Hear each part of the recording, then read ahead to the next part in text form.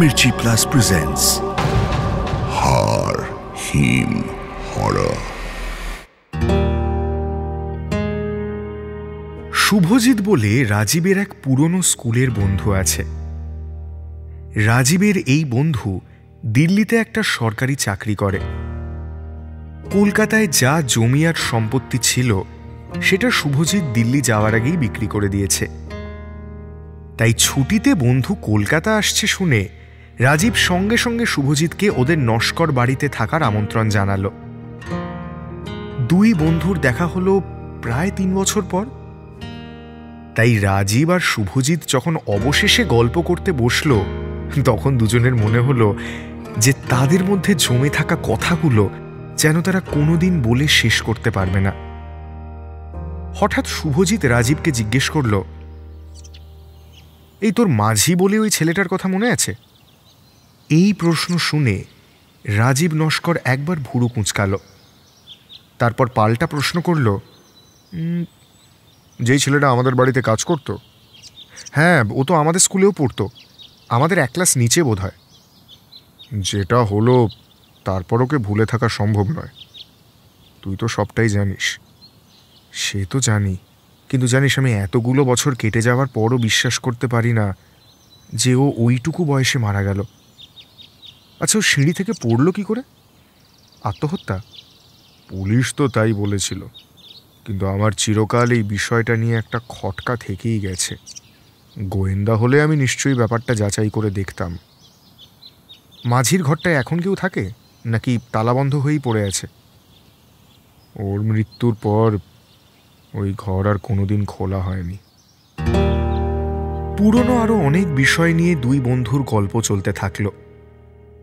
যখন গল্প শেষ হলো তখন বড় ঘড়িটা ঢং ঢং করে রাত 12টা বাজার ইঙ্গিত জানালো।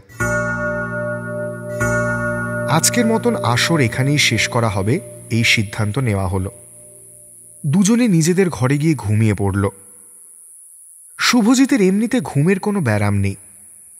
বিছানায় শুলে ওর সহজেই ঘুম এসে যায়, কিন্তু কেন জানি না সেদিন রাতে ওর চোখে ঘুম আসতে চাইল না। টানা 2 ঘন্টা চেষ্টা করার পরও যখন কিছুই হলো না তখন শুভজিৎ বিছানা ছেড়ে উঠে পড়ল। কিছু করার মতো না পেয়ে সে সারা বাড়ি ভূতের মতো পায়চারি করতে লাগলো। পায়চারি করতে করতে সে একটা তালাবন্ধ ঘরের সামনে এসে দাঁড়ালো। এটাই ছিল মাঝির ঘর, আর এই ঘরের উল্টো দিকেই ওই বিশাল মার্বেলের সিঁড়ি। এরকমই একটা রাতে তরুণ মাঝি রহস্যজনকভাবে ওই সিঁড়ি থেকে পড়ে মারা গেছিল। পুলিশ বলেছিল আত্মহত্যা, কিন্তু এই কথাটা শুভজিৎ আজও মানতে পারে না। সত্যিটা বোধহয় আর কোনোদিন জানা হবে না। ঠিক এই সময় দুম করে একটা আওয়াজ হলো। শুভজিৎ ছুটে ওই মার্বেলের সিঁড়ির সামনে গিয়ে দাঁড়ালো। নিচে তাকিয়ে সে যেটা দেখল সেটা তার কোনো অলৌকিক মরীচিকা বলে মনে হলো। শুভজিৎ স্পষ্ট দেখতে পাচ্ছে সিঁড়ির নিচে একজন মুখ থুবড়ে পড়ে আছে।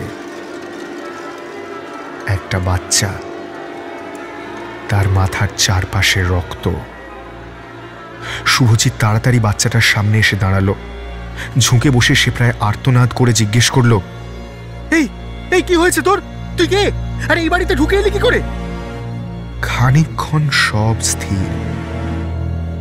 তারপর আচমকা ওই বাচ্চাটা মাথা তুলে শুভজিতের দিকে তাকালো। শুভজিৎ একেবারে বাচ্চাটাকে চিনে ফেলল। বাচ্চাটার মুখের দিকে তাকিয়ে শুভজিতের সারা শরীর অবশ হয়ে গেল। এই ছেলেটার মুখের আদল অবিকল মাঝির মতো হলো কি করে? ছেলেটা এবার বলে উঠল, তোমার অনেক বয়স হয়ে গেছে শুভদা। শুভজিৎ এই কথার উত্তর দিতে চেয়েও পারল না। আতঙ্কে ভয় ওর ঠোঁট নড়ছে না। ছেলেটা আবার বলল, তুমি এসেছো জানতে পারলাম, তাই আমিও এলাম। একটা কথা তোমাকে না বলে আর আমি থাকতে পারবো না গো। তুমি ঠিকই ভাবতে, আমি আত্মহত্যা করিনি। আমাকে সেদিন রাতে একজন এই সিঁড়ি দিয়ে ইচ্ছে করে ঠেলে ফেলে দিয়েছিল। শুভজিৎ গলার স্বর ফিরে পেল। সে জিজ্ঞেস করল, কে কে সে কে? বাচ্চাটা সিঁড়ির ওপরের দিকে ইশারা করে বলল, ওই যে ও আসছে, আমার ঘরের সামনে এসে দাঁড়াবে। এই শুনে শুভজিৎ দৌড়ে সিঁড়ি দিয়ে ওপরে উঠে গেল। উঠে দেখল যে অন্ধকারে একজন মাঝির ঘরের সামনে দাঁড়িয়ে আছে। শুভজিৎ প্রায় চিৎকার করে জিজ্ঞেস করল, কে কে ওখানে? লোকটা এগিয়ে আসতেই শুভজিৎ ওকে চিনতে পারল। ওর সামনে দাঁড়িয়ে আছে ওর বন্ধু রাজীব। রাজীব প্রশ্ন করল, কি হয়েছে শুভ? তোকে এরকম অস্থির লাগছে কেন? শুভজিৎ উত্তর দিল, ওই ওই ওই ওই বাচ্চাটা বললো কি ওখানে দাঁড়িয়ে আছে, ওই বাচ্চাটা। কোন বাচ্চা? শুভজিৎ রাজীবের হাত ধরে সিঁড়ির নিচে ইশারা করল। কিন্তু আশ্চর্যের ব্যাপার এই যে সিঁড়ির নিচে কেউ নেই। শুভজিৎ এবার নিজের মনেই বিড়বিড় করে বলল, কিন্তু কিন্তু মাঝি যে বলল ওর ঘরের সামনে যে দাঁড়িয়ে আছে সে ওর খুনি। হ্যাঁ, মাঝি বলল ওর ঘরের সামনে যে দাঁড়িয়ে আছে সে ওর খুনি। রাজীব রাজীব